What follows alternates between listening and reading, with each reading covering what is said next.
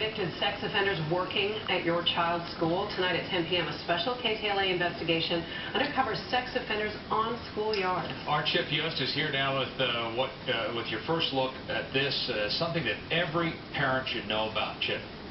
Frank and Michaela, what may surprise you about this story is how easily this can happen, how sex offenders can get jobs on school campuses and come onto campus on a daily basis with permission. We found more often than you think.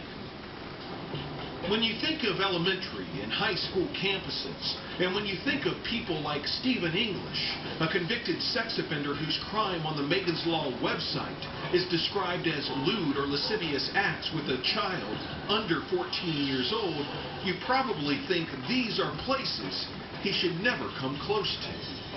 Sir, can we talk to you some more?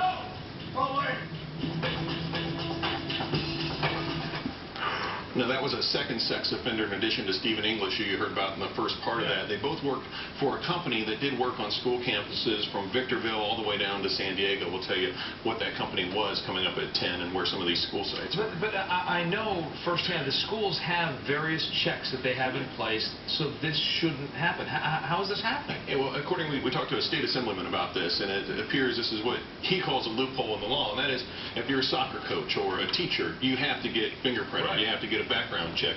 The definition basically falls on whether you're going to have close contact with a student. If you're going to have limited contact, well, that's where kind of the loophole is. And these were contractors. They worked for a company that regularly came onto campuses, and the contractor's supervisor. So if you're the supervisor of a 20-guy work crew, and you're the contractor for that project, the supervisor has to get fingerprinted.